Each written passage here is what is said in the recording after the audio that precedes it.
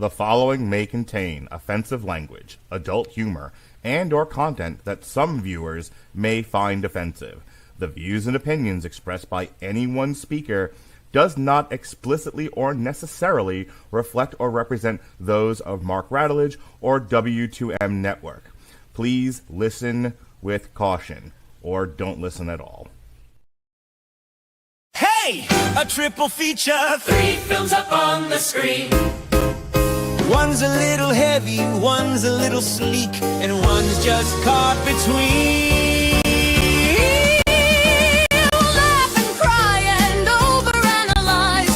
Dig through fleams with wide, wild eyes. Grab some popcorn, take your seat.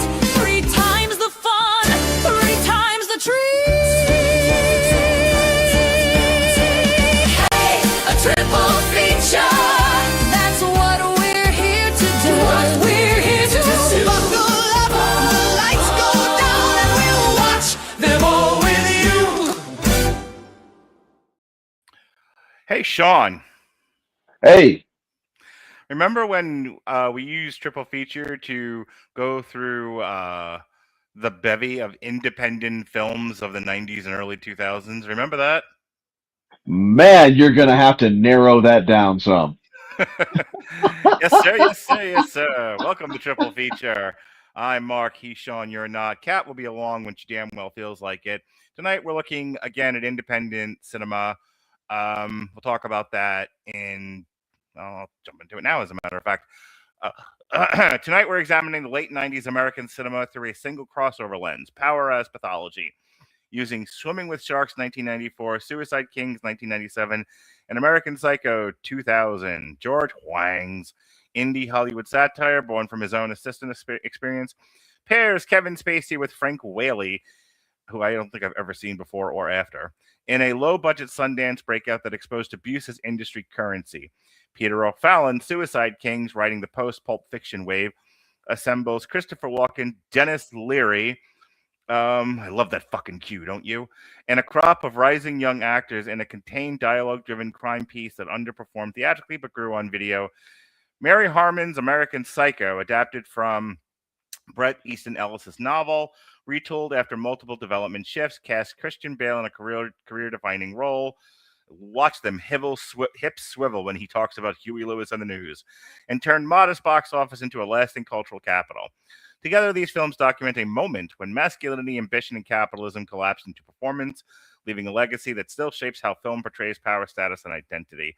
So, I feel like hello to anyone currently scrolling through YouTube Shorts who stopped briefly to Hello, YouTube. listen to us yap about films you may or may not have ever seen before. May I interrupt you for 1 second, because I just realized Sure. something astonishing. I'm not wearing. You said you have not seen Frank Whaley in anything before or since. This is actually the second thing I have seen him in 3 days. What was the other thing? The other night, Ann and I often have little kind of movie nights when I get home from work, and she surprised me with what she picked out. She picked out Field of Dreams. Yeah. And I knew this little fucker looked familiar. That is young Archie Moonlight Graham. Yeah, I've never seen Field of Dreams either. Really? Yeah. So, yeah, Swimming with Sharks, Suicide Kings, American Psycho.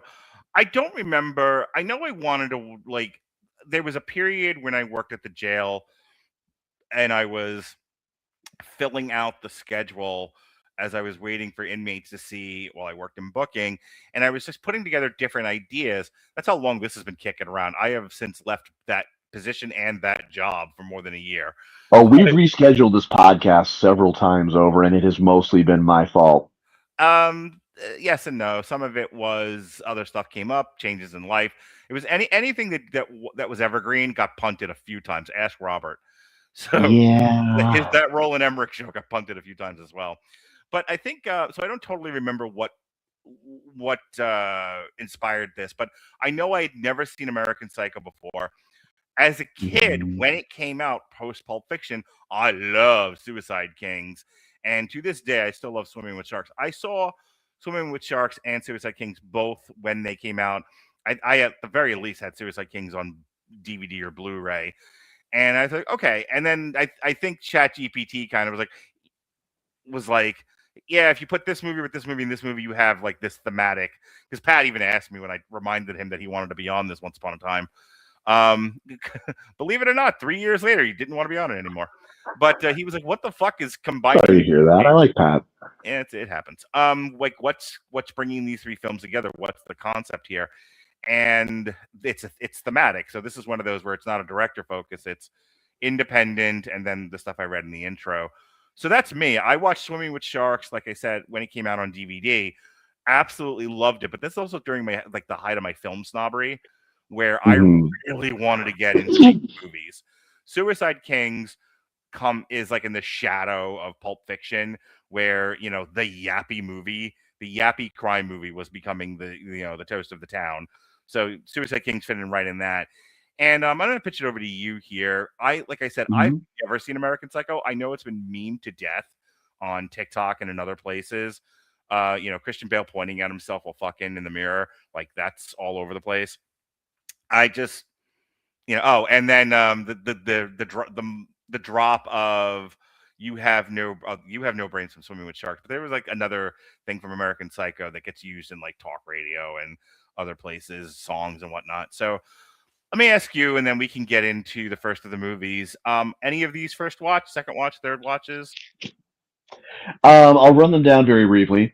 American Psycho, I first discovered when I was in college in the aughts, and I'll expound a little bit more on this later, but I've had kind of a relationship with it that's kind of come full circle. It was a movie that I loved when I first saw it, and then I kind of came to really resent it the same way I've talked about resenting Fight Club. Oh, I'm so glad you said that because you read my mind.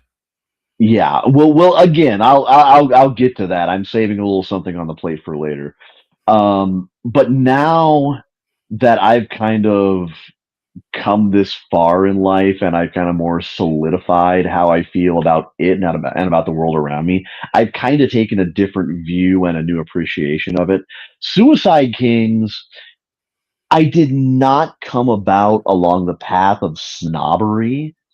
To be perfectly honest, when Alexis and I were dating, I found that in the $5 bin at Walmart and thought, based on the fact that I really liked Christopher Walken, and at that time I really, really liked Denis Leary, I thought that sounded like, along with the premise, it could be a really potent combination. And besides that, it was $5. What the fuck else was I going to spend it on in Maryville, Missouri? Sure. And Swimming with Sharks is a completely fresh watch. But that's a big reason why that discussion is probably going to be more between you and Kat. I think you two are probably going to have the more interesting chinwag about it. Because for me, I thought it was a fantastic movie. I liked it more than I expected. I have very complicated feelings about watching anything with Kevin Spacey in it for reasons that I'm not going to insult any of your intelligences by sitting here and expounding on for another 10 minutes. But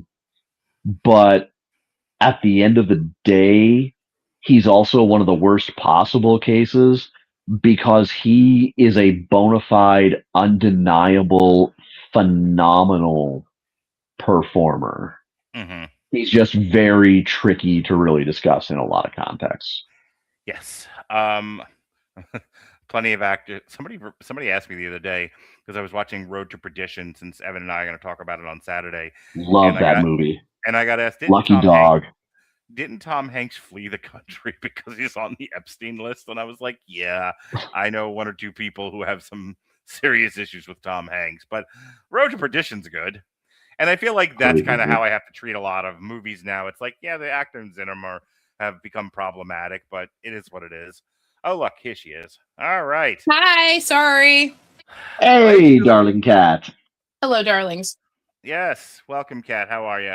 Oh, I'm good. I'm just an idiot. Happens to the best of us. You're also there. You are. You were like still there for a Hiya. moment. So we're talking. So I read the intro already.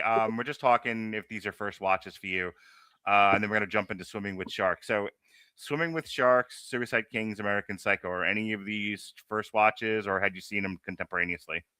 Well, so I saw Swimming with Sharks and Suicide Kings when I was a kid. Probably like way too young to watch it. I know. You were much younger than me, but I feel like we would have still hung out. You watched all the shit I watched in the '90s contemporaneously when I was in like 12th grade or a freshman in college. Well, spoiler alert, my brother and you are basically the same age. I think you're a year apart. So Nice. And because because he is my closest in age sibling, or at least on that side, Mhm. him and his dumbass friends would, be at my house getting into all sorts of illegal shit and Mhm. watching movies. It's how I saw Goodfellas for the first time. It's how I saw Faces of Death 2. It's how I saw Hellraiser 3, Return of Unliving Dead Part 3. Like, these are the things that shaped me as an adult. Can't you tell? No, it's not in any way obvious at all. And speaking of doing illegal shit, I'm going to do something that was really illegal, but it's perfectly legal in my state. Hi. Nice. Okay, so you saw Swimming with Sharks when it came out? So I had cable intermittently, and we had HBO. No, it was not HBO. It was on Showtime, and we had Mhm. Showtime. So yeah, I watched it on Showtime. Okay, and how about Suicide Kings? Suicide Kings I saw when I was probably 15, because it was again on Showtime. And like I saw Christopher Walken and Denis Leary and the kid from Roseanne. I'm going. Yeah, Johnny Galecki. He's actually my favorite character in Suicide Kings. We'll talk about that soon. What about American Psycho? Did you see that when it came out, or much later? You know what? I was late to that party. Mhm. I didn't see it until I was in my early 20s, I guess. Yeah, no, I was in my early 20s. Like, I had to rent it from Family Video. I just kept missing my window on it. Like, I wanted to see it when it first came out because I had just seen because as that movie was coming out, I had seen Less Than Zero. Yes. Which is another Bret Easton Ellis film. And then a couple of years after that, I saw The Laws of Attraction. Okay. Is it Rules of Attraction or is it Laws of Attraction? I'm gonna go with Rules of Attraction. All right, cool. So I saw that a couple of years later, and then I was at Family Video, RIP Family Video, and I'm like, well, shit, I've never seen this before. So I rented it, and pretty much as soon as it ended, I had to turn on it again because I was like, what the fuck did I just watch? So American Psycho is actually a first watch for me. I didn't see it when it came out. Really? Yeah. Having seen it now, there's almost we did an on trial for Fight Club years ago during when I was doing theme week. So we had done the sequel comic, we had done the movie, and I can't remember what else we did that week. But if I could do it all over again, American Psycho and Fight Club and maybe a third one really would have fit together. Well, there is one classic third movie that I could add in, and I'll tell you exactly what the very cynical thread is. I should say, I'm not saying we should, it's entirely up to you, but one could group Fight Club, American Psycho, and Brian De Palma's Scarface among movies that pretentious dipshits in the 2000s would bring up and quote and tell on themselves that they either never understood the entire movie, or in the case of Scarface, you 100% shut it off before the last 15 minutes, didn't you? Yeah, American Psycho and Fight Club, to me, the common thread is but movies that everyone took the wrong lessons from. Yes, Kat. Oh yeah. Exactly. Like I feel so called out right now. It's not even funny. I feel equal parts seen and called out. All right, let's get into Swimming with Sharks. The premise of this movie is that Frank Whaley works for Kevin Spacey. Kevin Spacey is a film producer, and it's kind of done in like play format. It's told through flashbacks. Frank Whaley takes Kevin Spacey hostage, and you go back through the events that led up to this. About a year and a half of him working for Kevin Spacey. Kevin Spacey throws scripts at him, abuses him. He does all the narcissistic boyfriend stuff to him. And Frank Whaley just absorbs it. And then you learn towards the end of the movie that the girl that Frank Whaley was, who was also a producer, was in a relationship with, was headed to Kevin Spacey's house, and Frank Whaley interpreted that as Kevin Spacey taking something from him, and this was a bridge too far. This leads to the hostage situation, and then at the end of it, the three of them kind of have a final confrontation, and Kevin Spacey says, "You could have success or the girl," and he chooses success, and it's great. Because he could have a bunch of girls if he wanted them, if he's successful. There's more to it than that, but that's the rough and dirty of it. So, Kat, tell me your thoughts, craft-wise, on Swimming with Sharks. So, okay. In spite of the problematic nature of Kevin Spacey, and I hate to even say this, but he is a phenomenal actor, and he does play an amazing jack-off. He does. Mm-hmm. In every movie that he's cast to be an asshole, he plays that to a T. And he is such this narcissistic, amoral, elitist, just cocksucker. He put Frank Whaley through hell.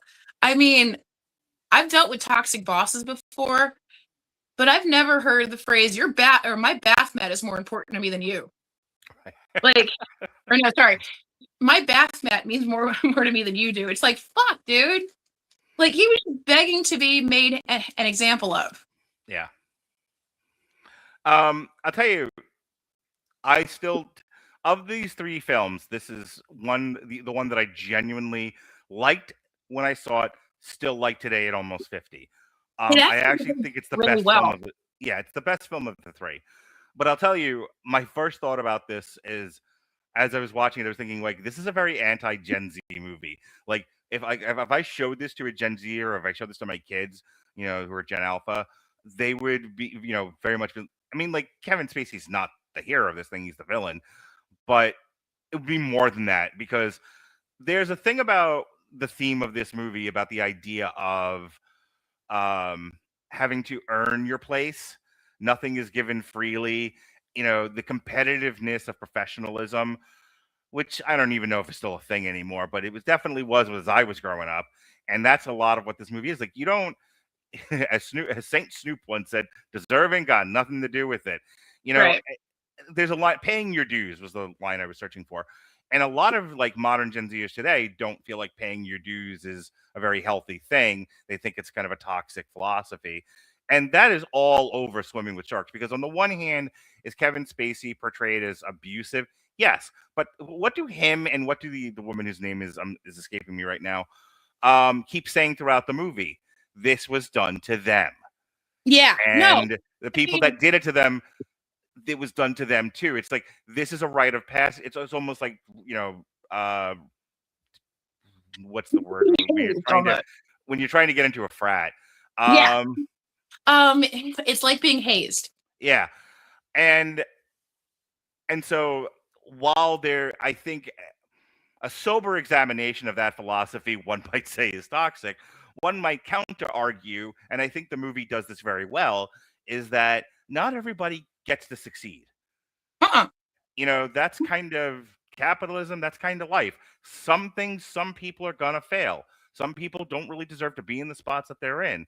And so how do you determine who gets to be there and who gets not to be? Is this the way? Probably not.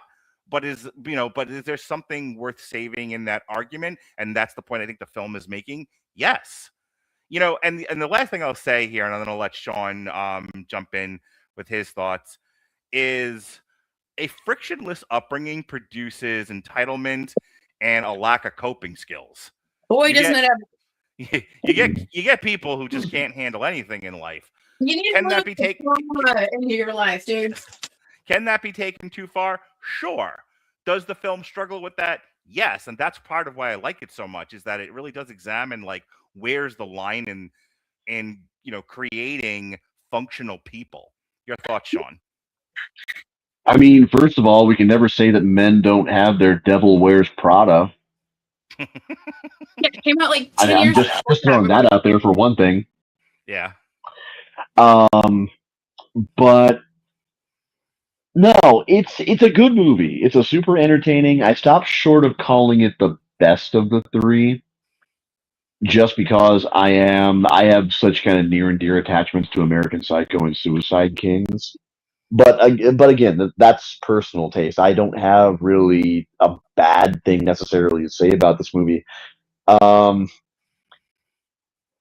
Computer, Where I think overhead light off. in the real world, I think the more nuanced discussion that kind of has to take place is that paying your dues is one thing. That's showing that you belong and that you can hold your own and you can be trusted in a certain setting.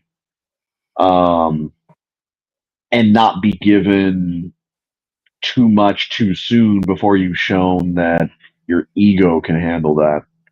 But it's a matter of, as we're finding is the case often in Hollywood, especially now, at what point do you have to also kind of acknowledge the tragedy of taking somebody who's got a singular dream that they've thrown themselves into, and then because they're willing to do anything for that dream, subject them to doing things that absolutely dehumanize them and kind of takes away some of the marrow of life that's really worth living, and later after the fact leaves a lot of people very jilted in terms of,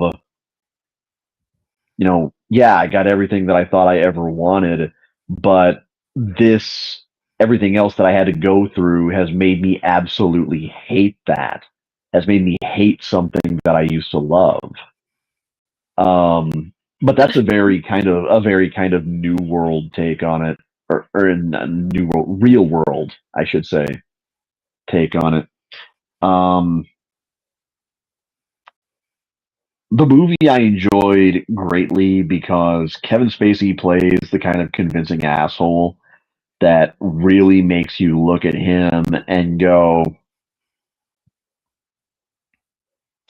"You didn't have to research that too hard, did you?" Yeah, it's not as far as a stretch, is it? Like now, No. now in light of all the allegations, and just his Mhm. attitude on sets and such, a lot of these movies are making way more sense than I ever thought they could or wish they could. Yeah, he didn't really have to dig down, did he? No, but here's the thing about the movie. Here's where I think it's the real tragedy that kind of gets wrapped up in the comedy of it. And that is, it kind of forces you to ask, are these kinds of personal concessions even avoidable at all as you're moving up the ladder? Like, does anybody actually stay clean throughout the entire process as they're going up and kind of come away unscathed? Because inevitably, even in trying to win kind of his own freedom from this toxic situation, what does Guy have to do? He eventually has to just become everything that he hates, everything that he so desperately wanted to kind of separate himself and kind of never give into. It's the cycle of abuse. You don't, Mhm. So since he chose, I guess, and since he chose the bad ending, you don't think in that in like 30 years from then. He's not like yelling at some poor intern because they got the wrong milk in his latte. Sure. Well, what was it you said, Mark? You said it's a very anti-Gen Z movie. In a Yeah.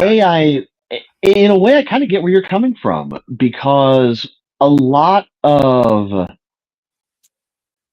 media kind of made both for and to an extent by Gen Z um, has really kind of centered a lot of its antagonists on the theme of cycles of abuse and cycles of trauma. I've heard it talked about how Disney movies in particular are kind of starting to skew that way, where in almost any given movie, that's like the real villain that they're fighting now. Is they're not fighting um, a calculating royal advisor or a sea witch anymore. They're It's a fighting. movie. They're fighting. They're fighting something more insidious and Yeah, you get movies like Hang on, Encanto. I was going to say, I'll give you probably the best example of this, Thunderbolts. yeah. Where Yeah, the big Thunderbolts. villain Okay, was good example. everyone's individual trauma. Oh yeah. Yeah, exactly. Because the fact is, you know, whatever generation is creating something, they're pulling that personally from themselves. Yep. And Gen Z, I kind of credit as being the generation that brought a lot of it turns out commonplace abuse, trauma, and gaslighting into a more open conversation that even helped Zennials like myself kind of listen and give it the benefit of a doubt and start to kind of see our way through our own shit as well. And so then you have a movie like this where, as we pointed out, Guy does not choose a good ending. Guy chooses exactly the ending that every single Gen Z viewer is going to be rooting for them to turn defiantly away from. And Right. he just leans into it. It's like Dave Grohl at the end of Studio 666. So I You want to talk know about what you were hoping for, but inevitably, this is what you got. And in life, sometimes I want this to is talk about sadly what you get. Kevin Spacey for a second, and then we need to move Sorry. forward. Yeah. So as we've been talking, Kevin Spacey, I think, acknowledges that he's gone a bridge too far. That's why the ending works. Is he puts the decision before Guy. You can have the girl and shoot me and get, and you'll discover the same as Batman has. You can't punch your way to healing trauma. Or you can or you can shoot the girl, and I will I will somewhat make amends by helping you cover this all up and give you the success you're looking for. And at the end of the day, that's exactly what happens. I just wanted to say this: part of the reason why I like swimming with sharks and why I struggle with Suicide Kings and American Psycho now is Swimming with Sharks is a really great example of how you can write a very talky movie and still keep the pace going. Not a lot of action in Swimming with Sharks. Not this is not. This is a drama, a very talky drama. But everyone's acting is so good in this, and the dialogue is so good. And the last thing I want to say about this, and then we'll move on, is it's also one of the rare movies that has an affection for Hollywood while still, and this is something that modern Hollywood really has a problem with. Ask Robert, we've talked about it. This movie indicts Hollywood while at the same time having affection for it. Like we know it's problematic, as the kids would say, but there's still magic in them their hills. The way that Kevin Spacey talks about producing a film, the way the woman in the movie talks about producing a film, the conversation among the young guys with who are friends of Guy talk about movies is the writers and producers of this movie saying, hey, just because the way the sausage is made is a bit gross more often than it should be doesn't mean we should hate the end product. It doesn't mean we should hate the industry. fix it from the inside. Don't burn the whole thing down. To talk about taking the wrong lessons from a movie. Really quickly, I was gonna say really quickly, Kat, if you want to give us the last word, and then I'll jump into Suicide Kings. So, like, while I didn't like Guy changing, or choosing the bad ending, I get why he did it. Yeah. Because it's like true love, or you get to pay your bills. True love, or all the problems, financial, otherwise, go away. True love, or you get that Ferrari. It's cold, hard pragmatism. That's all it is. Yeah. Like, it is somebody living in the real world. Obviously, it's a heightened version of it, but Yep. I can't fault him for that. I don't like it, but I don't have to live his life. Suicide Kings. Rich kids kidnap Christopher Walken, who is a mob boss or a former mob boss, depending on what side of the story you're looking at. The whole thing takes place in Johnny Galecki's dad's like summer mansion. It's just the best part of this movie. Guys, what are you doing? That's my father's. I love Johnny Galecki in this movie. He's great. Anyway, rich kids kidnap Christopher Walken. Allegedly, kidnappers have kidnapped one of the rich kid's sister, who's also dating one of the guys in the group. So they kidnap Christopher Walken, and they're hoping that this will somehow get them $2 million. They will pay the ransom, and they will get the sister back. And they make up a story about how they're cutting pieces of her off. So this is important to the story because it affects so much of what happens. They allegedly have her finger. So they were like, if you don't help us, Christopher Walken, we're going to do to her what we're going to do to you, what they're doing to her. They cut off his finger. This goes through the entire movie. Denis Leary plays his henchman. And my lasting memory of this movie for 20 years is Denis Leary talking about the stingray boots. Yep. I fucking love that speech. Anyway, so this movie goes for a while. It's a very much like Swimming with Sharks. It's a very talky, stage-driven movie. As it turns out, this was all a sham. This is a lot of did the CIA know the FBI was setting up the DEA? The bottom line is that the boyfriend and the girl, who is the sister of one of the other guys, concocted this plot that was also somewhat concocted by the brother who owed a gambling debt. They were like, we'll pay this, will get the gambling debt paid, then we will get money and we will go into hiding because this is Romeo and Juliet and the two families don't want these two people together. It all mostly goes off without a hitch, though it takes a while to get there. But Christopher Walken and Denis Leary catch up with our romantic couple and kill them on a boat, as they deserved. They should not have ripped off Christopher Walken nor cut his finger off. The kidnappers also get their heads blown off, as they should have, because they are dopes. So I'm going to say one thing, and then I'm going to give the floor to Sean, because Sean's been waiting to talk about this movie for a while. Look at him. He's raring to go. Again, Pulp Fiction was... I had already been building up film snobbery and film appreciation, but then I saw Pulp Fiction, and it kicked me into high gear. Pulp Fiction is probably the reason why I wanted to, at some point in my life, go to Hollywood and write movies. I absolutely loved it. So everything that comes out after Pulp Fiction that's kind of like Pulp Fiction, I loved as a kid.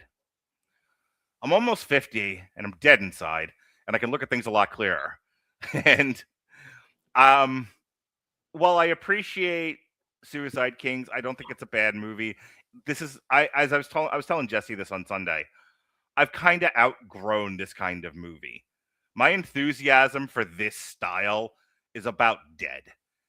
And so my experience of rewatching it again, I was bored more than anything else. Like, oh my God.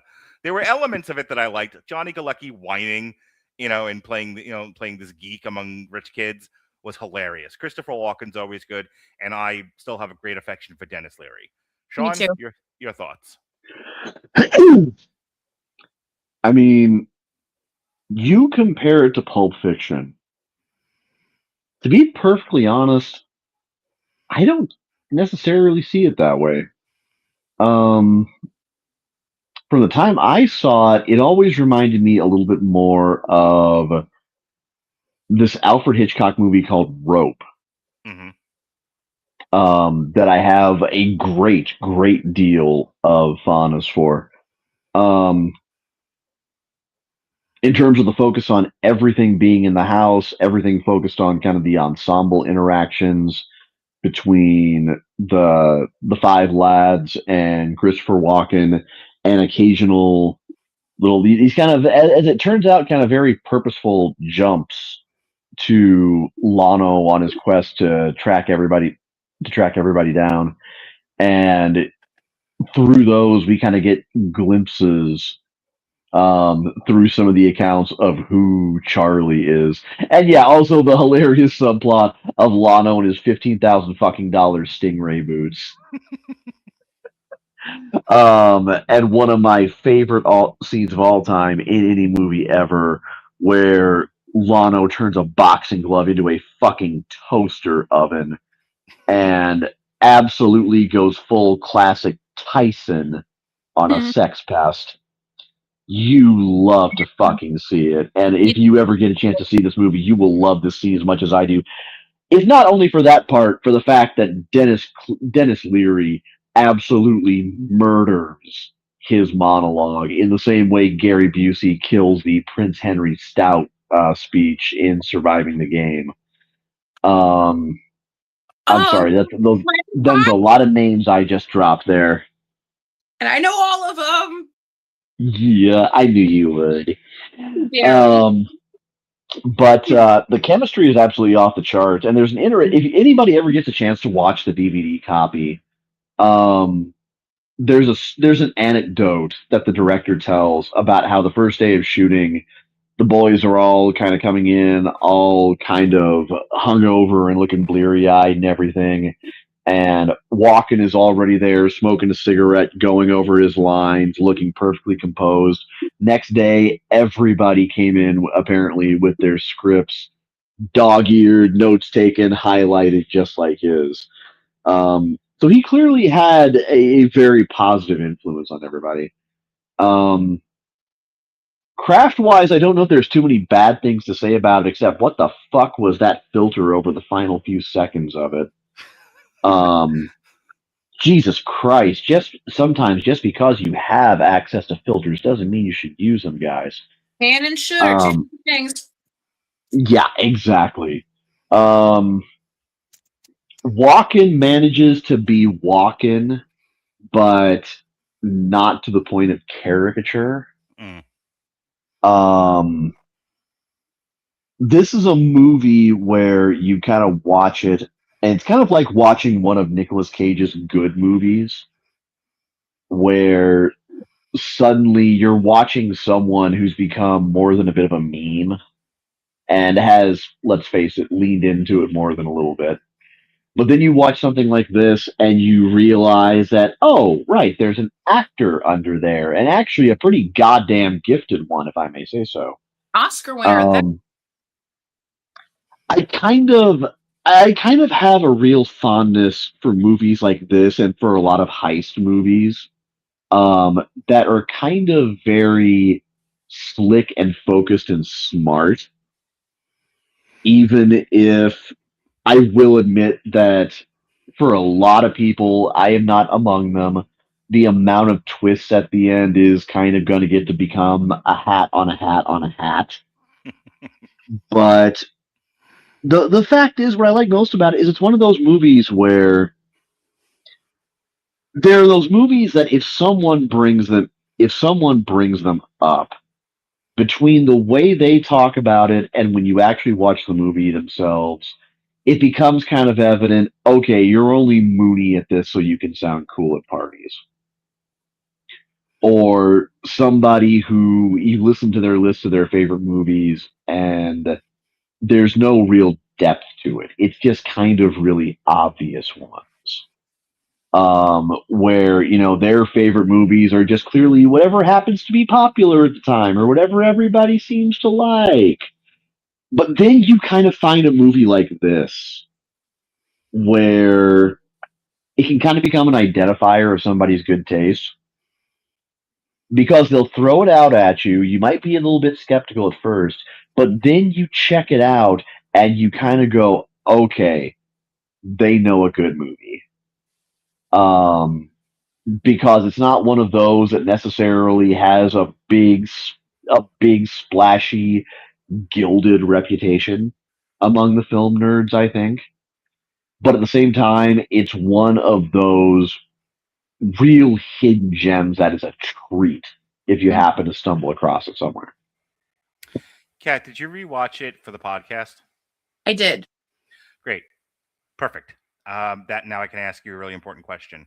Thinking about when you saw it at the tender age of 9 or 10, however old you were at the 15. time. Close enough. And thinking about it now, what changed for you? I celebrated a lot more when those stupid kids died. Like, I'm sorry, man, you don't kidnap a mob boss. And also, this kidnapping plot was more convoluted than the one from Fargo. Or the one from Big Lebowski. Like, but it does sound grounded in reality for a bunch of dumbass kids, like, to cook up. Mm-hmm. Yeah, we came up with this because ripping off a drug dealer just seemed too risky. Like, Kat, when you think of some of the true crime media you and I have watched and listened to, it really doesn't sound any less cockamamie than anything that Bratterstein or Stephanie Harlow or My Favorite Murder has sat and just kind of talked about with just jaw agape. no, it's kind of reminiscent of the case that Alpha Dog was based on. Mm-hmm. Like, it's supposed to be a hoax, but oh no, we got to kill him now. Just keep going. Yeah, sorry. It's just I'm sorry.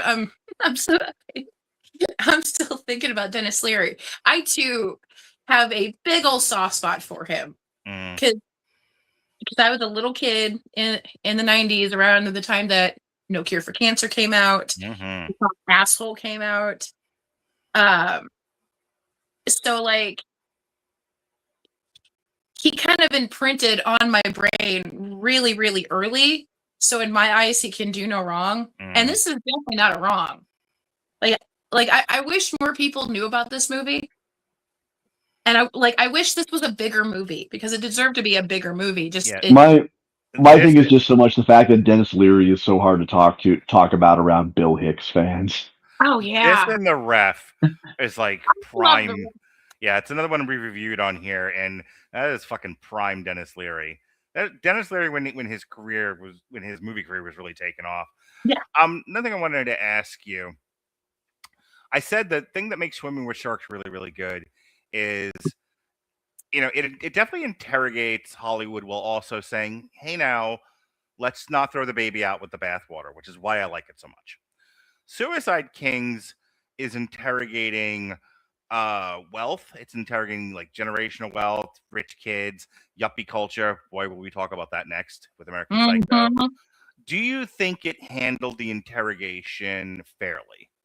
Or was it all, kind of the perspective of, rich people are all terrible. And that's why it's good that these two asshole kids get shot in the end. So I think they handled it well, but I wasn't rooting for them to get shot because they were rich assholes. Mm-hmm. Now, going back to the whole, if you've lived a life with privilege and with not a lot of conflict into your childhood and adolescence, you're not prepared for things. Like, I think this kind of fits into that category too. Yeah, very much so. Yeah. I think it's the fact that money makes for dangerous insulation. Mm-hmm. That's a great way of putting that, Sean.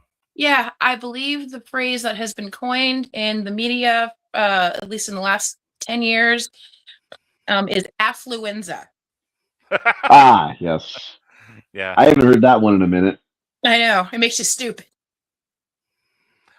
I often talk about with my therapy clients that comfortability is nice. Too much comfortability is death. Mm-hmm. Discomfort is not going to kill you. Discomfort is something that you should try to overcome or at least be able to manage, live with, etc. It is not an airborne disease that's going to, kill you zombie style. Or get And out of your comfort zone so that the discomfort becomes comfortable. That's how people evolve. you couldn't set it better myself. And I do think that the movie kind of pokes at that a bit. That all of these guys who have all of this wealth and privilege are coming apart at the seams because they've been so sheltered as they are. Some sometimes I think the movie plays with that in a really funny way. Like I said, Johnny Galecki, who is imposed upon and is just trying to, and is this diminutive fellow, and he's kind of a dork, and he is so badly just trying to keep it all together. And very David. Yeah, it's very David. Yes, from the Roseanne. Even Leonard, and Johnny Galecki kind of plays a type, doesn't he? Because there's not a whole lot of difference between David Leonard and the kid he plays in this movie. But I tell you, he's also the character that I'm kind of rooting for, because like we want to come over to your house and play poker, and they have a mobster with his finger cut off, and he was like, wait a minute, I like how the movie handles him. You can't not root for him. You cannot root for him because he wanted nothing to do with absolutely any of this, and now he can't even get rid of any of them. Right. It's great. With a quiet night and a poker game. Yep. That's all the poor kid wanted. Little weed, little porn, some cards. Yeah. Like a great Friday night. Are you kidding me? I think the movie, script-wise, like I said, I'm bored with this type of movie. This movie in particular, I do think is made well. I think the characters are all very identifiable. I think the script moves well, and I think it's all performed very well. I don't have a lot of negative notes about the movie. Sean, did you have a last word here on Suicide Kings before we move on?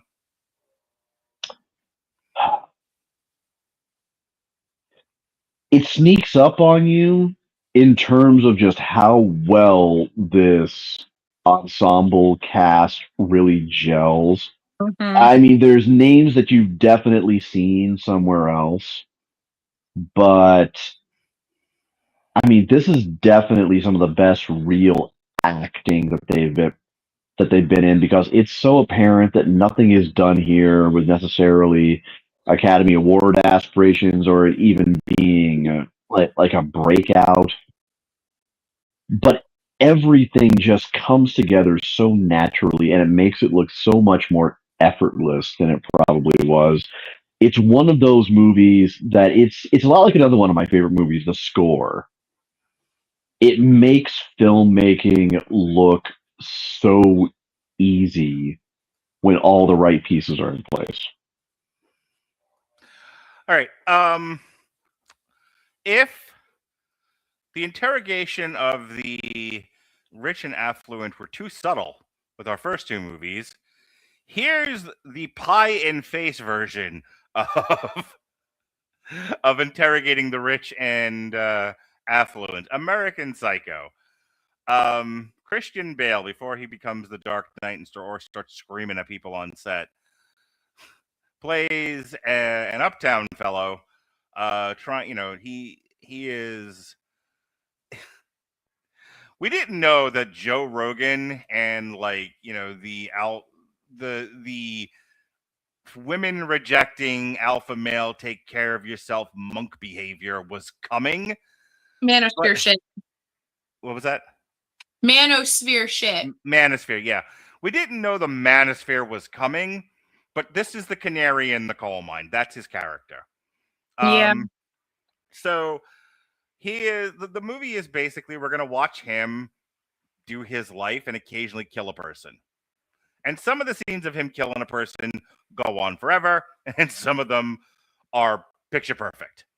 There's Willem Dafoe plays an investigator, and here is where you start to wonder: is this all in Christian Bale's head, or is it actually happening?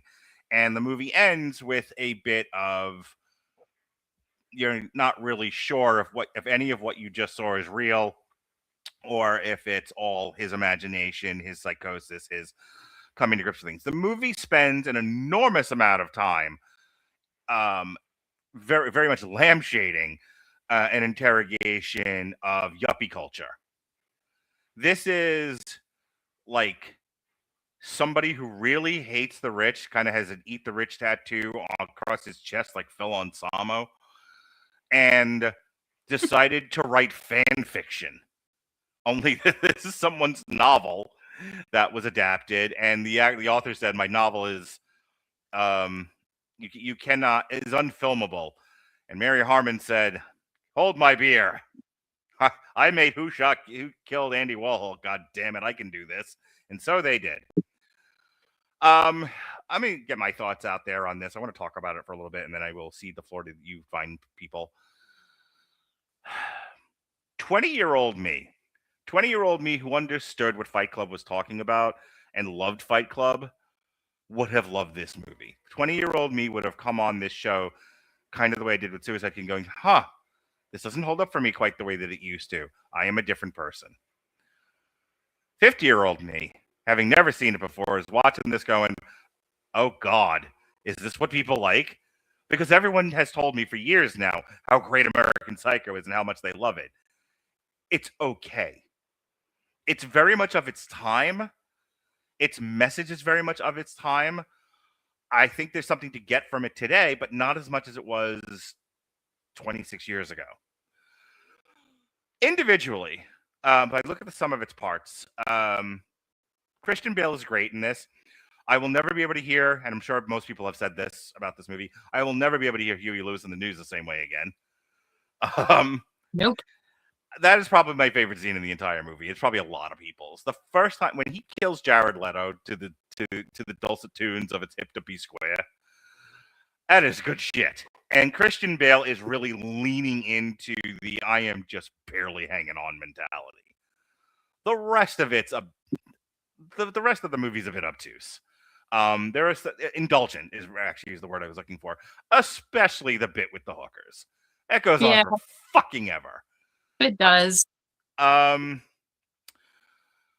ending where you don't really know what you've just watched, I think, is an interesting approach, kind of the way Tyler Durden and Ed Norton are the same guy in Fight Club. But it's kind of like Daffy Duck blowing himself up. It's a nice trick, but you can only do it once. And when you've seen the trick too many times, it kind of loses its effect. So by the time I'm watching American Psycho and I've seen that trick before, I'm like, meh. Because I'm not entirely sure what you're trying to drive home at that point. The low-hanging fruit is, well, yuppie culture makes you so crazy, and trying to keep up with the Joneses makes you so crazy that you think about killing people, but you're a civilized human being, so you don't. All right? Or you do. Pick a lane. Other than that, I enjoy Reese Witherspoon in this. I think she's great. This poor girl. She's wonderful. Not since Matt Damon told Minnie Driver he didn't love her in Good Will Hunting has my heart broke for a woman on screen. My God, that is fucking brutal. That scene in the when he breaks up with her in the restaurant.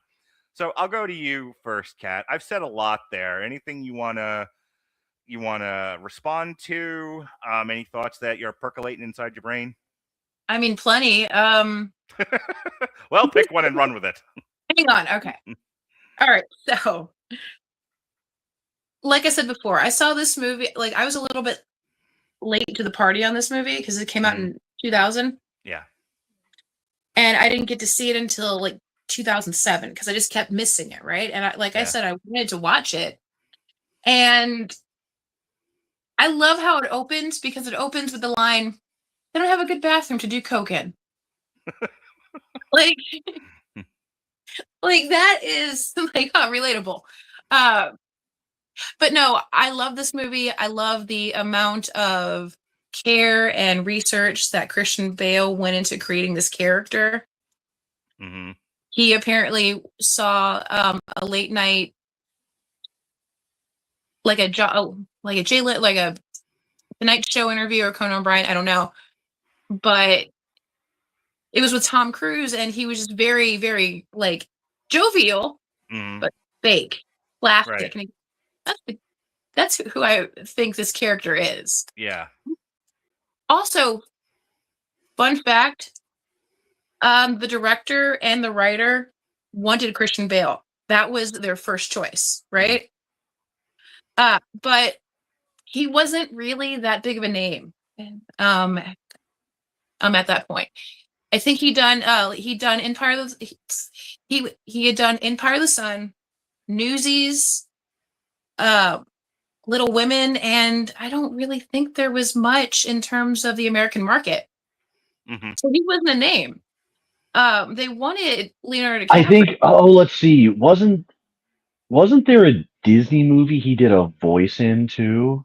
Probably, but I What don't am I thinking? remember.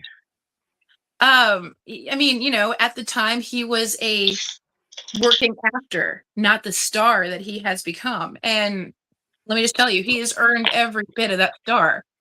Like, Oh yeah, yeah. he put so much care into this, so much love into this character who is frankly like repugnant, only slightly less than the creatures that he surrounds himself with. Like people like Justin Justin Thoreau, Tim Price, all like roided out and fucking his girlfriend.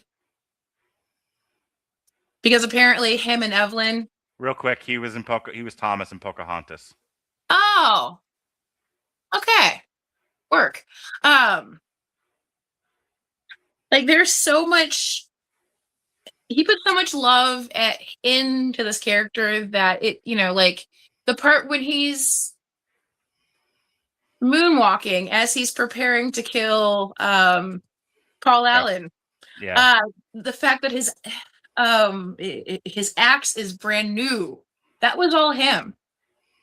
Mm-hmm. And to be perfectly honest with you, I fucking cheered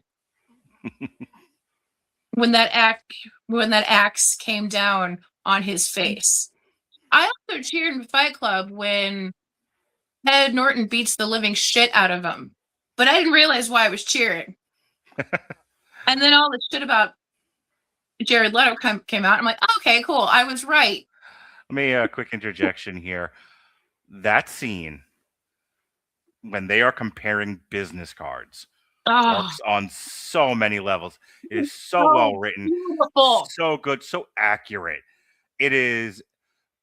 Sometimes you see something in a picture, and the rest of the picture maybe cum si cum sa, but you see something in the picture that is just an absolute gorgeous rose in a bed of like daisies or some shit. It is such a, the way that they all talk about those cards is so sexual, so sensual. They're like, my card is bone. There's no discernible difference. Yeah. So, oh God, and I fucking love Carruthers. I love when like great. Yeah, when like he follows Carruthers into the bathroom, mm-hmm. and he's got the gloves on, and then he turns. It's like, Patrick here, like it's so good. It's so good. I've wanted this for so long. Oh my goodness! It like it really kind of like, for me, makes a little bit of the case that Patrick Bateman is deeply closeted. Like so far in the closet, it's fucking Narnia. So, another fun fact. Actually, I've got two more fun facts, and I'm gonna shut up. Willem Dafoe in this movie is fucking incredible because of how he portrays the character of Detective Kimball, because he's doing it in 3 different ways. The first one, he knows that Patrick Bateman did it. Okay. And he's like luring him into a trap. 2, he knows that this guy is completely innocent, but he is crossing his T's and dotting his I's just to like get him off of the suspect list. 3, he's not sure whether or not Patrick Bateman killed Paul Allen or not. And they put them all together. They did. And they didn't, and they didn't tell anybody that they were going to do this. So it's left ambiguous. Right. And also, now I've been trying to find this on the Wayback Machine, but I think it's been scrubbed. About the same time that American Psycho came out, these things called American Psycho the American Psycho emails were released, and it was kind of like a blog, and it was the email conversations between Patrick Bateman and his shrink, and it's supposed to be him at the age that he is now in 2000 when this was current, right? He's hitting 40. He's become even more rich, more powerful. His tastes have become even more exquisite and rarefied. He has married Jean, but they're in the process of a divorce. And they have a 9-year-old son named Patrick Bateman Jr., because of course it is. And it's a really good, I guess, the denouement for Patrick Bateman. It took a really long time to find out who actually wrote these emails, but Bret Easton Ellis eventually came clean and went, actually, it was me. Which makes a lot of sense because he's kicked his clumsy ass feet all over that. But no, I love this movie. Seeing it as somebody in their middle age is a lot different than seeing it as a 21-year-old. The hipness kind of goes away. Like you watch a movie like American Psycho or Fight Club or even Pulp Fiction, and there's kind of a film hipsterness to it when you watch it back then. When you get to be about middle age, you're just like, what are we doing here? Well, and also like a lot of the satire goes away because the older you get, and as the years go on, you see that the rich can pretty much get over anything, can get away with anything. Yeah, the shock value goes away about seeing the rich get away with murder. Exactly. It feels more like a Tuesday. One sec. Somebody said on TikTok, and I think this is hilarious. It's about when the Epstein file originally got put out. And they were like, it's really hard for me to buy into fantasy now when I know the rich people are eating babies. Mm-hmm. Exactly. I mean, at 20, I could convince myself, oh, that would never happen. Mm-hmm. But looking at the news and seeing what our president has done and seeing him be elected twice and seeing the fact that it took many, many, many, many, many years for somebody like Jeffrey Epstein to be caught. So it's it's kind of like watching Idiocracy now. It comes off less as entertainment and more as a prophecy. I don't like it. You think you'll watch Idiocracy now and you're like, oh, this is quaint. Oh, I cannot watch it. Yeah. My last question to you, and then I'm going to go over to Sean for his thoughts and to take us home. Every one of these movies is doing in its own way, interrogating the rich and influential. I mean, the American Psycho was really going after yuppie culture hard, but they're all kind of talking about it in their own way. More or less effective than Swimming with Sharks or Suicide Kings. Where would you place American Psycho? Honestly, I think up to. I think that they are about the same quality. Okay. all three of them. Um, I'm gonna say that American Psycho just slightly edges out Swim with Sharks for me. Yeah, American Psycho, like I was saying before, comes across to me more like someone's angry, like fan fiction. Which is funny because he gets away with it. It's not like he gets shot down in the street. All right, let me go over to Sean here. Sean, what are your thoughts, long and hard, about American Psycho? So there's a phrase. It's a quote. I remember first reading it from Dave Grohl. Maybe it was from somebody else, but I've uttered it often on these shows. And that is, Dave, I believe, once said, you can sing a song out to 10,000 people and they will sing it right back for 10,000 of their very own specific reasons. Keep that in mind as I talk about how I view this movie.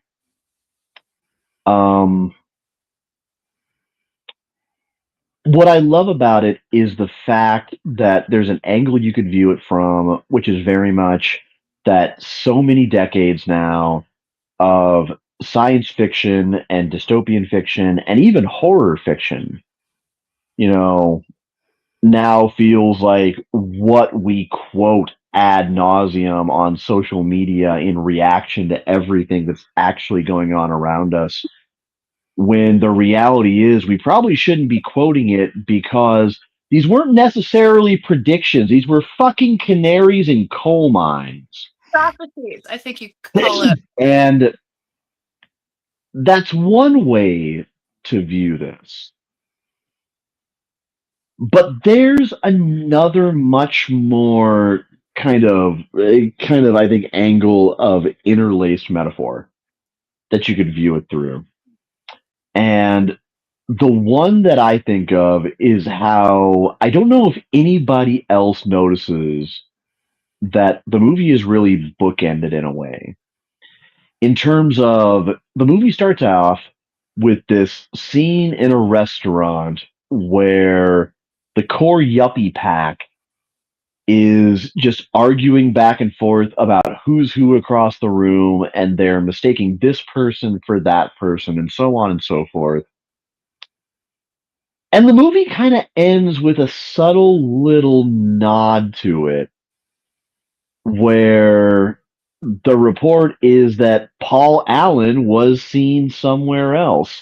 And it's kind of both a bookending and kind of a sense of really indicting how the inhabitants of this culture really became absolutely indistinguishable from each other.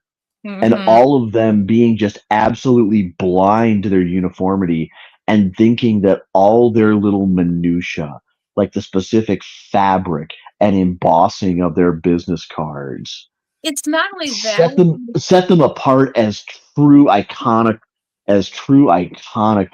as truly standing out ahead of the herd.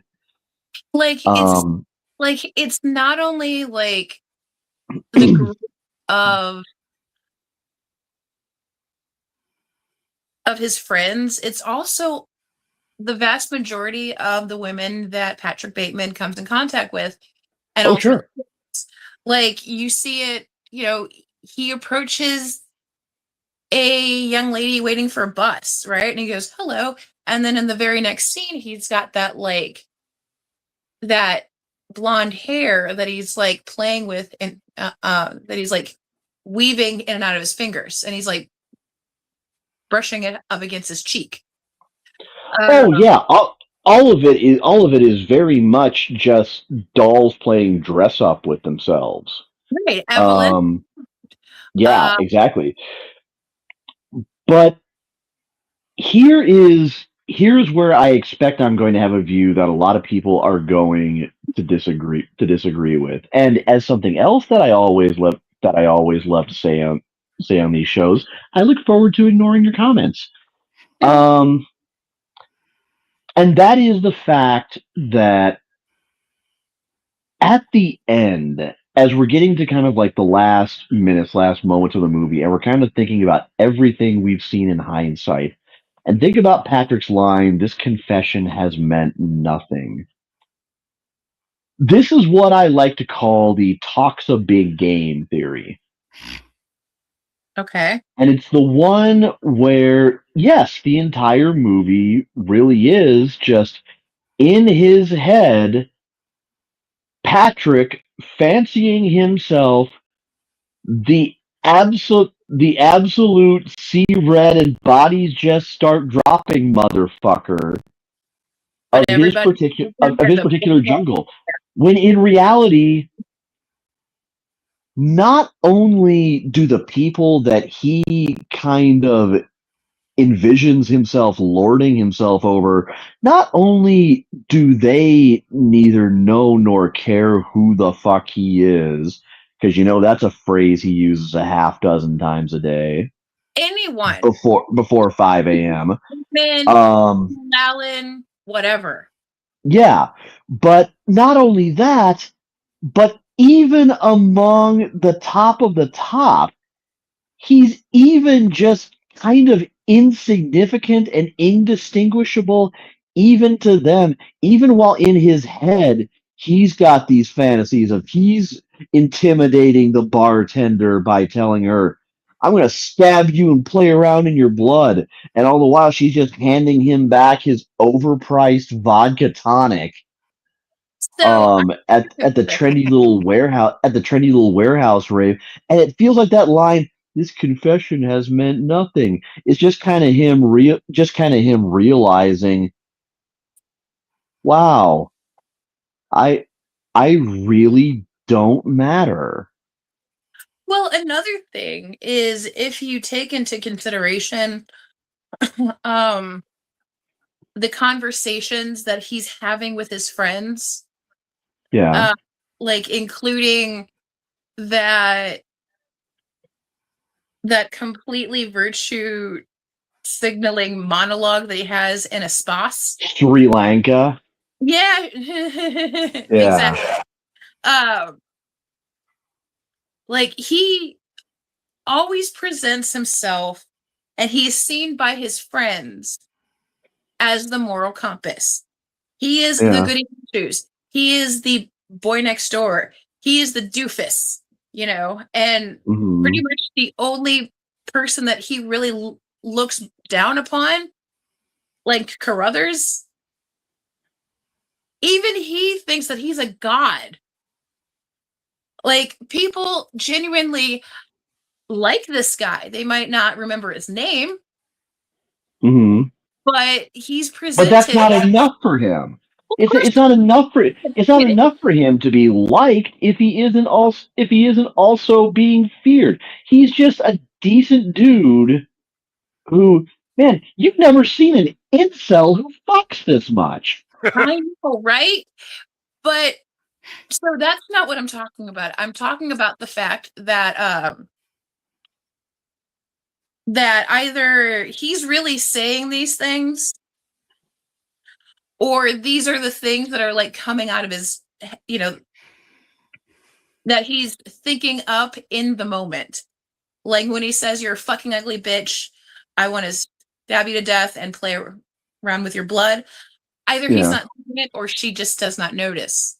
Well, I mean, Because look at the way that shot's framed. He's saying it and just kind of admiring how badass he looks in the mirror. I mean, the same thing is when he's fucking both Christy and Sabrina.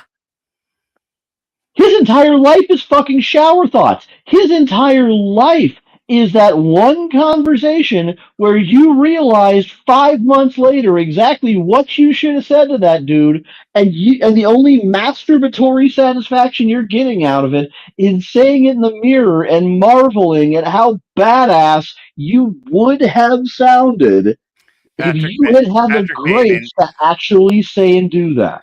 Patrick Bateman is a walking intrusive thought. Yes, exactly. Oh yeah. Even better, even better. He is the he is the human embodiment of the call of the void. Like, we all have this, Mm. Mm. like, you're you're walking, somewhere. Like you're, like maybe you're in the supermarket or something. Or no, even better. You're on the escalator at the mall and there's somebody in front of you. For like a split second, every person alive has thought, what if I just push them? Just a little bit. Let me put this another way. This is the kind of character that if you put them in another movie in another time, opposite, say, a Charles Bronson, and he tries to pull this shit, the Charles Bronson character of your choice isn't even blinking as he winds up the mother of all open hand slaps and then just calmly steps off the elevator and just kind of muses to himself. Yeah. I think I'll try the egg salad today. Right.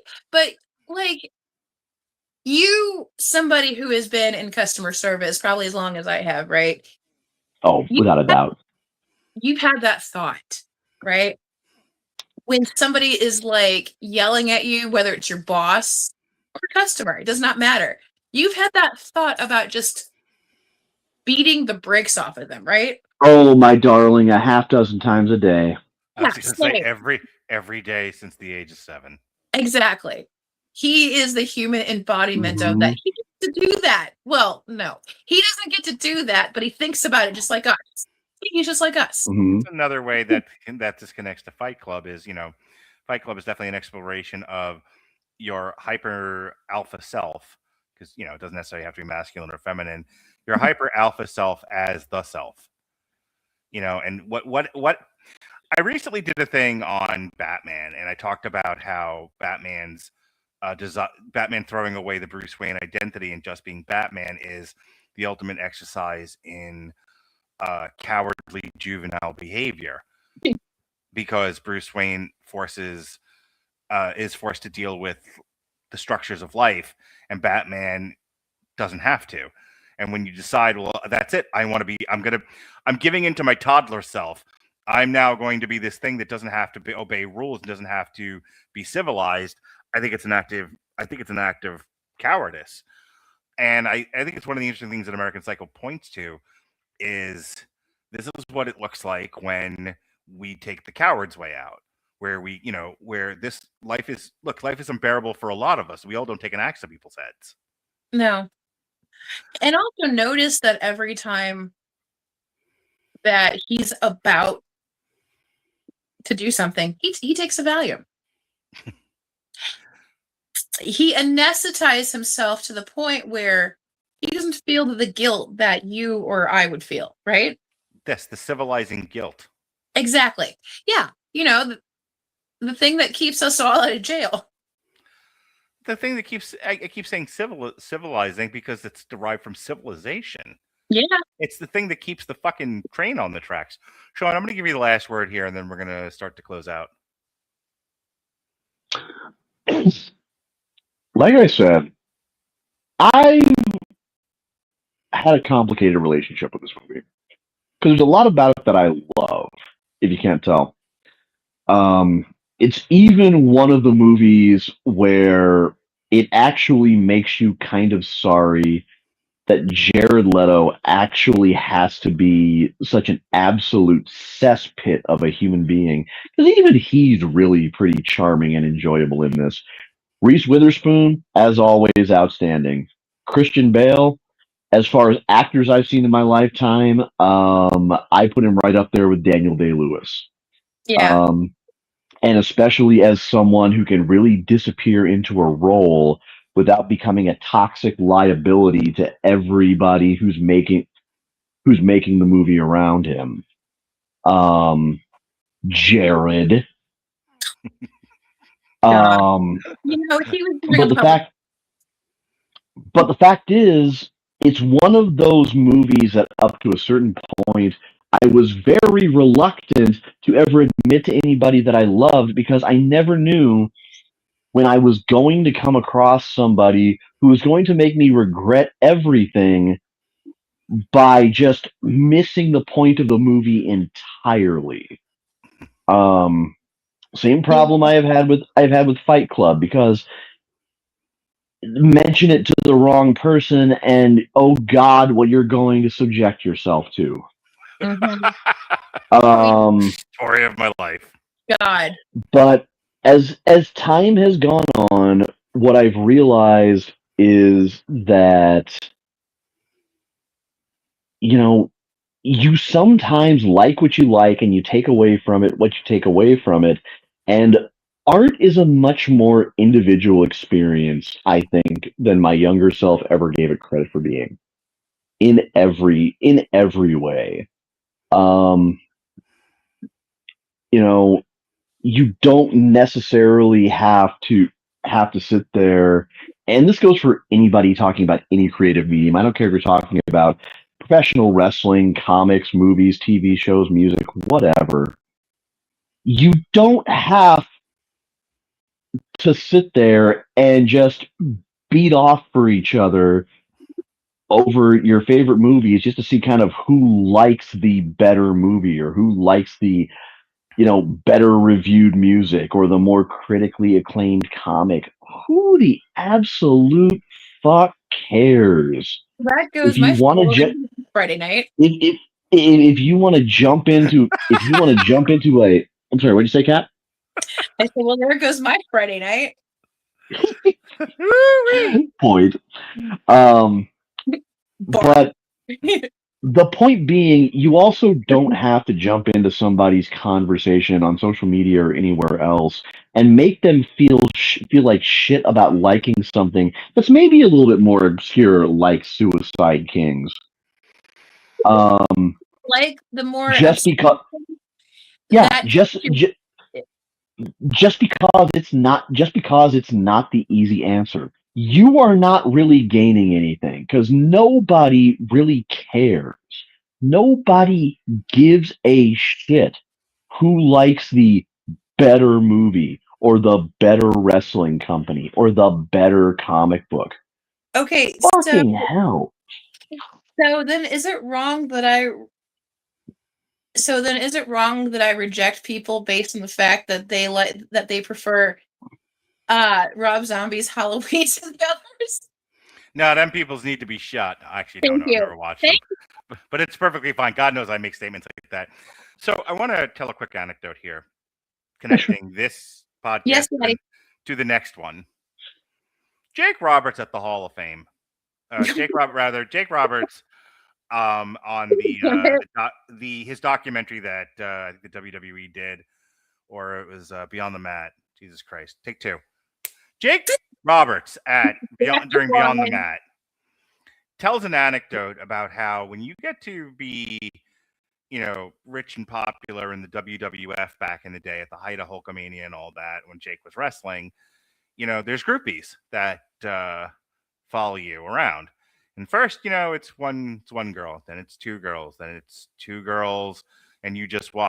Then it's two girls and a donkey, and and you're playing with the donkey, and then the donkey just watches. And then his anecdote goes on and on and on about how things just build and build and build. I started this podcast by talking to Sean about how Triple Feature has also been an opportunity for Sean and I to look at a lot of independent film. We've done Spun, we've done Marriage Story, we've done a whole bunch. So whether it's a director focus who only does independents or something like this, and the question then becomes, how far does the rabbit hole go? Where is Mark going to take Sean next in this trip through independent film? And just when you think, well, there's no way to go after this trio, after you've done American Psycho, you got to go back up again. You got to do some of the sillier stuff. Nope. I'm going to go into the basement. Not just the basement. I'm going to go below the basement where we're keeping the kidnapped girls. Our next triple feature. With the bat. Yes. Our next triple feature. And Sean is always been good about, I'm going to go wherever the Rattledge takes me. But if he even wants to bail out on this, I wouldn't blame him, because your Huckleberry. This is going to be a rough one, and it's one of my favorites that I've ever put together. The next triple feature next month is Irreversible, Boise Moi, and Trouble Every Day. And here's the thing that I like to do. I like to just tell the AI, the large language model, what I'm doing and go, don't generate anything, just react. Just react. Okay. So, yes. So for that, you jumped into the deep end of extreme cinema. Rape and revenge porn, yes. Why don't you just add martyrs in there, and it can be a great little like. Because I don't do 4. So what? Because I don't do 4 movies, I do 3. Oh. So I like to throw it into the large language model and just say, just react. And I'm always looking to like get a reaction from, like, I've gotten plenty of reactions from humans. I'm bored with this now. I want to get the machine to react. And it did. It did not fail me. Get this. That's not a triple feature. That's an endurance test. It is. You're basically planting a flag in one of the most controversial corners of early 2000s French. Oh God!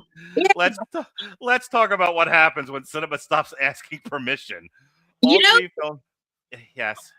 You know, every time I see something like Irreversible or fucking Martyrs, the thing that comes out of my mouth is, what the fuck, the French?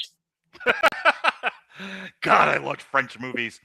So, all right, I will keep reading that because it only amuses me, apparently. But yes, Thursday, April 16th, unless Sean says I cannot stand it no more, we will be. All of these are available on Amazon Prime, by the way. Irreversible, Bois-et-moi, and Trouble Every Day. Because so you mean to tell me that the day before I am going to be seeing Clutch live for the very first time, I first have to run this gauntlet of French rape revenge movies? Yes. Sean, what is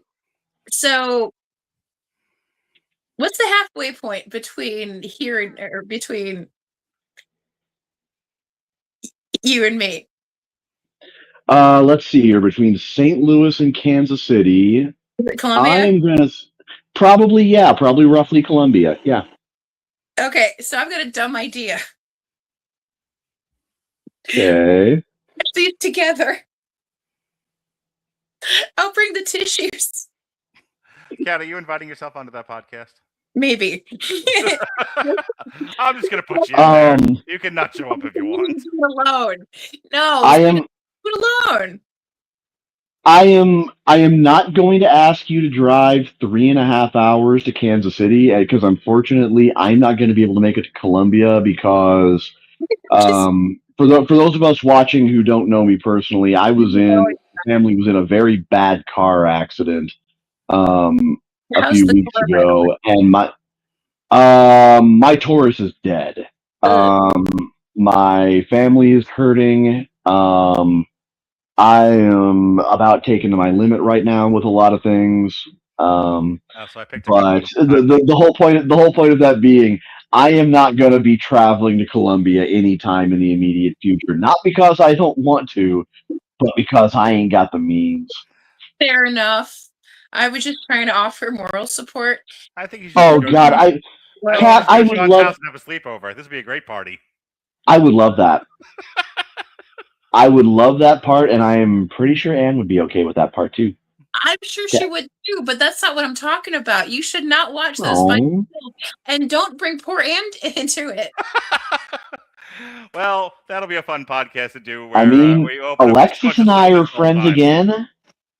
Oh, don't make Alexis watch these. She's so not. Do that to her either. So, all right. I have now teased his next show enough. Let's talk about what's going on now. That is our review of Swimming with Sharks, Suicide Kings, and American Psycho. Sean's after next month's podcast. Sean's not going to want to do this anymore. So it's going to be like I'm done with. Oh, like hell! I'm doing this until my vocal cords give out, or you do. Hang on, I'm doing plugs here. Sunday was the Metal Hammer of Doom. We went back to doing real people music as opposed to my fake music. No. We talked Rob Zombie and the Great Satan. Monday, hey, if you've never listened to a review where Robert and I both liked the movie a lot, come check out our review of Project Hail Mary. It got 5 stars from both me and Robert. We both praise the movie up and down, left and right, up and center.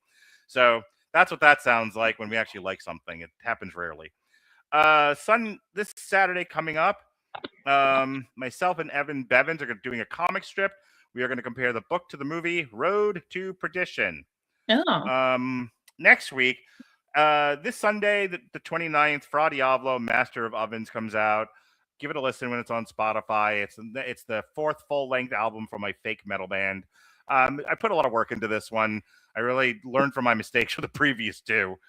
And I think this one came out really, really good. So, if you're not racist against fake music, give mine a listen. In the meantime, that night, myself and Jesse Starcher will be doing a source material recording.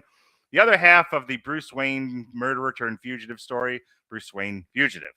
So we're going to review that. Monday is Ready or Not 2. Here I come.